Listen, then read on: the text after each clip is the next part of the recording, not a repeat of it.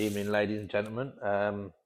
Just want to do a video about, we've been asked how to weld thin steel, and yeah, it's definitely a bit of a challenge, especially when the metal's been sandblasted and the metal's very thin.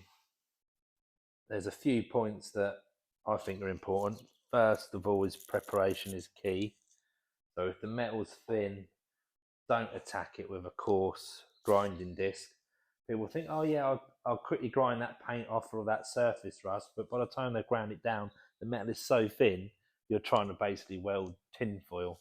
So we use like Scotch-Brite discs because they're a lot softer. So I think that's the key thing. Don't take too much material away from the metal.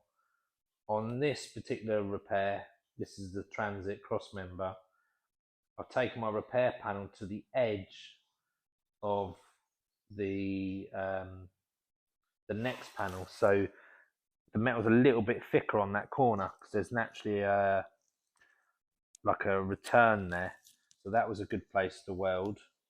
The other thing I tend to do when the metal's getting a little bit thin is just increase your wire speed a little bit, so if it wants to blow through the metal, then your wire speed will compensate it. It might make the weld not as pretty to look at, but you're going to grind it back anyway. But just by increasing the wire speed, a less chance of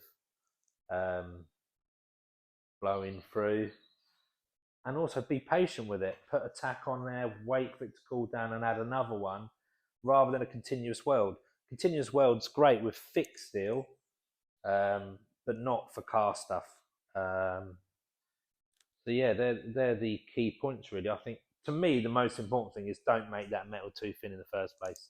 Start with prepping it carefully, and then just taking your time while welding and just increase that wire speed a little bit.